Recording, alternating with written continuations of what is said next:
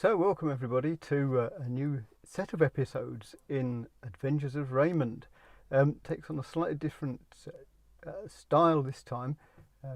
I did intend just to make the one film, but it did end up a little bit long, so I've cut it into 4 sections. In the first section, we see a very ham-fisted attempt by me to check the oil in Raymond whilst trying to hold a camera and film very badly. It's one of those things. It's a lot harder than it looks when you see these guys doing maintenance videos. And then, as I say, in the rest of the first part, we just decide actually where we're going after we've refueled. And in the second part, we go across from Otley over towards Bolton Abbey. In the third part, it's very exciting. We encounter a very narrow archway at Bolton Abbey, and then we go across along a very narrow road for about 4 miles, and then cross a ford. And in the fourth part, we basically start coming home again through some very nice countryside. I hope you get to watch all 4 episodes. I very much enjoyed making them. It was a lovely day for a drive out despite the weather. It's just a mindset thing more than the weather, so hopefully you'll enjoy them. Thank you. Well, hello everybody. A new episode in the Adventures of Raymond the 2CV. Don't quite know where we're going to be going today, but to be honest, I've got a bit of cabin fever. Haven't been out in the car for over a week now, mainly because of the weather and other sort of commitments. Decided ultimately that Raymond will not melt if it gets wet, so I'll take him out. It's not that particularly nice weather, particularly for July. Interesting to see how he might start after probably about a 10-day layoff.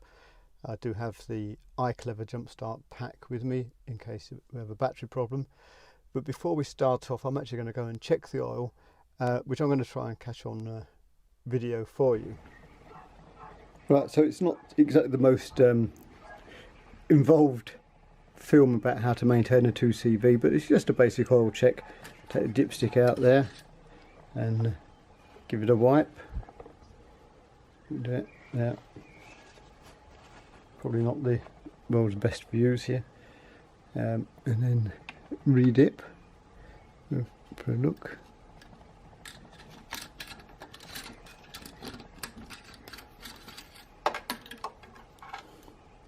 See, it's not easy, this car maintenance. I can't even get the dipstick back in. What a cretin. And where is it on the thing? Let's have a look in the light. Let's come out a bit so you can actually see. Yeah, it's a bit low, so we'll top that up. So to top it up is not difficult, he says, hopefully. The oil filler cap is just here.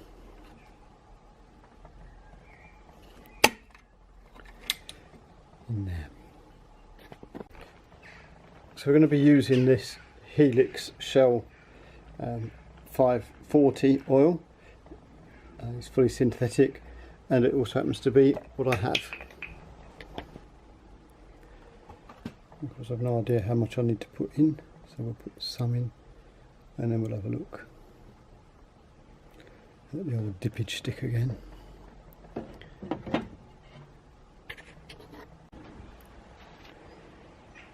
And there we are.